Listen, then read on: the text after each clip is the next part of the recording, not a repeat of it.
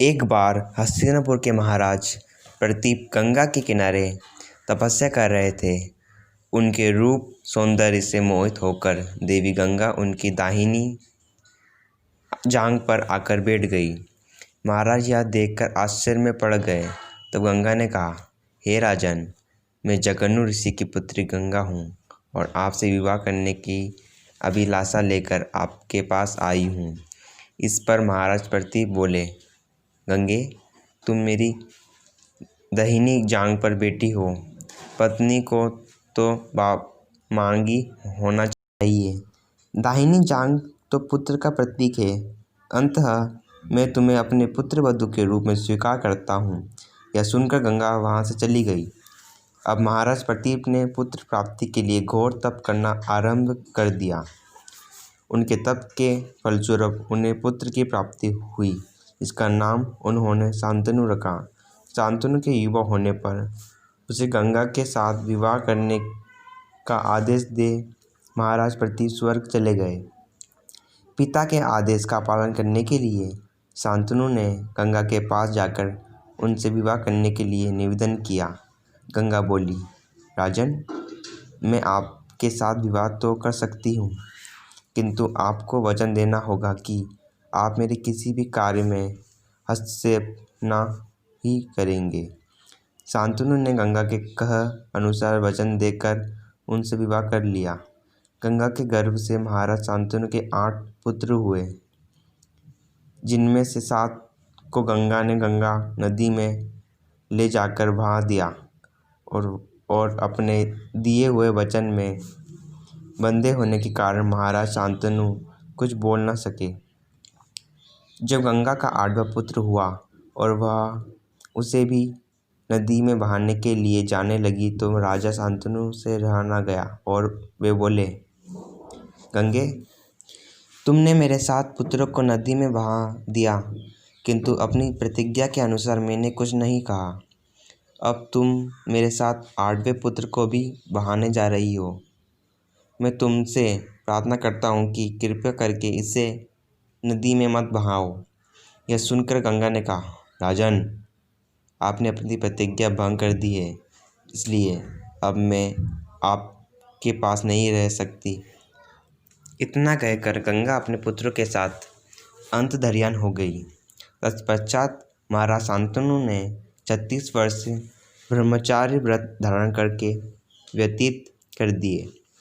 फिर एक दिन उन्होंने गंगा के किनारे जाकर गंगा से कहा, गंगे, आज मेरी इच्छा उस बालक को देखने की हो रही है जिसे तुम अपने साथ ले गई थी। गंगा एक सुंदर स्त्री के रूप में उस बालक के साथ प्रकट हो गई और बोली, राजन, यह आपका पुत्र है तथा इसका नाम देवव्रत है।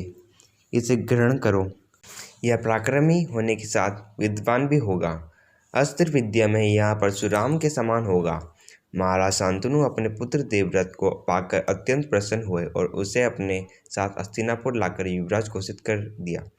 एक दिन महाराज शांतनु यमुना के तट पर घूम रहे थे कि उन्हें नदी में नाव चलाते हुए एक सुंदर कन्या दृष्टिगत हुई। उसके अंग अंग से सुगंध निकल रही थी। महाराज ने उस कन्या से पूछा, हे देवी, तुम कौन हो? कन्या ने बताया, महाराज, मेरा नाम सत्यवती है और मैं निषाद कन्या हूँ। महाराज उसके रूप यौवन पर रिझ कर तत्काल उसके पिता के पास पहुँचे और सत्यवती के साथ अपने विवाह का प्रस्ताव दिया।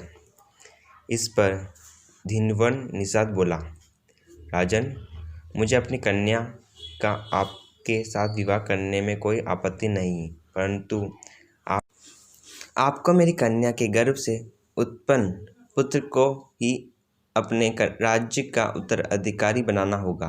निषाद के इन वचनों को सुनकर महाराज शांतनु चुपचाप हस्तिनापुर लौट आए। सत्यवती के वियोग में महाराज शांतनु व्याकुल रहने लगे। उनका शरीर दुबला होने लगा। महाराज की इस दशा को देखकर देवव्रत को बड़ी चिंता हुई। जब उन्हें मंत्रियों के द्वारा पिता की इस प्रकार की दिशा होने का कारण ज्ञात हुआ तो वे तत्काल समस्त मंत्रियों के साथ निषाद के घर जा पहुँचे और उन्होंने निषाद से कहा, हे निषाद, आप सहर्ष अपनी पुत्री सत्यवती का विवाह मेरे पिता शांतनु के साथ कर दे। मैं आपको वचन देता हूँ कि आपकी पुत्री के गर्भ से जो बालक जन्म लेगा वही राज्य का उत्तराधिकारी होगा। कालांतर में मेरी कोई संतान आपकी पुत्री के संतान का अधिकार छीन ना पाए। इस कारण से मैं प्रतिज्ञा करता हूँ कि मैं आजन्म अविवाहित रहूँगा। इनकी इस प्रतिज्ञा को सुनकर निषाद ने हाथ जोड़कर कह दिया, हे देवव्रत, आपकी यह प्रतिज्ञा अभूतपूर्व है। इतना कहकर निषाद ने तत्काल अपनी पुत्री सत्यवती को देवव्रत तथा उनके मंत्रियों के साथ हस्तिनापुर भेज दिया। देवव्रत ने अपनी माता सत्यवती को लाकर अपने पिता शांतनु को सौंप दिया। पिता ने प्रसन्न होकर पुत्र से कहा, वत्स, तूने पितृभक्ति के वशीभूत होकर ऐसी प्रतिज्ञा की है जिसकी ना आज तक किसी ने किया है और न भविष्य में करेगा। मैं तुझे वरदान देता हूँ कि तेरी मृत्यु तेरी इच्छा से ही होगी। तेरी इस प्रकार की प्रतिज्ञा करने के कारण तू भीष्म कहलाएगा और तेरी प्रतिज्ञा भीष्म प्रतिज्ञा के नाम से सदैव प्रख्यात रहेगी। अगर आपको हमारी वीडियो अच्छी लगे तो लाइक करिए, सब्सक्राइब करिए और शेयर करिए और बेल आइकन दबाना ना भूलिए ताकि रोज़ आपको वीडियो टाइम पर मिल जाए।